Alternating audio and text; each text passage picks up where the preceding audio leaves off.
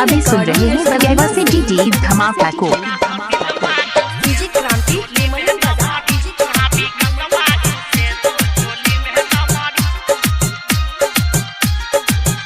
जब नाचबा तू छौरी उठा के घघरी,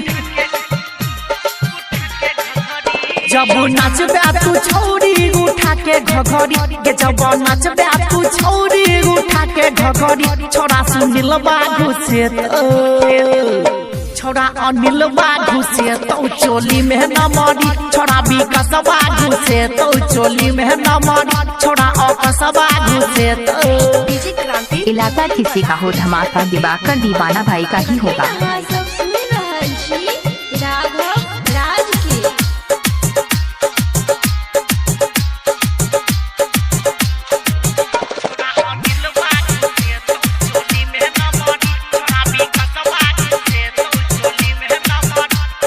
छौरी करे माथ हमारा पसेट गे, नहीं तो मामला हम कह देबो सेट गे। छौरी करे माथ हमारा पसेट गे, नहीं तो मामला हम कह देबो सेट गे। हे गे मान ले न बात चर्चा है तो सगरी, हे गे मान ले न बात चर्चा है तो सगरी, हे गे मान ले न बात चर्चा है तो सगरी। छोरा दी बकरा घुसे तो, छोरा धर्मेंद्र घुसे तो चोली में न मरी, छोरा शत्रुघ्न घुसे तो चोली में न मरी, छोरा बेचना घुसे तो। अभी सुन रहे दिवाकर दीवाना भाई।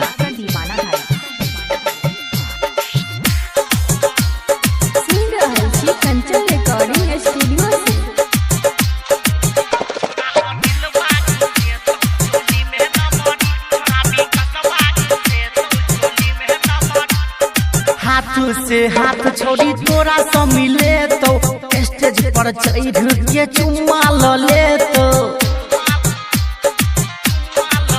सुनो हाथ से हाथ छोड़ी तोरा से मिले तो, स्टेज पर चढ़ के चुम्मा ले तो।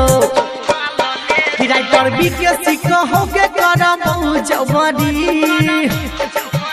राइटर एमके कहोगे करबो जबरी, गायक राघव कहोगे करबो जबरी। छोरा रोहित बाबू से तो, छोरा विक्रम बाबू से तो चोली में न मरी, छोरा सुधीर बाबू से तो चोली में न मरी, छोरा करण बाबू से तो। अरे बउआ रे हमर बारी नहीं एते रे बाबा, सबसे लास्ट में तू है छह बुझलो। आप सुन रहे हैं दिवाकर दीवाना भाई को, ग्राम बगेवा, जिला मधुबनी।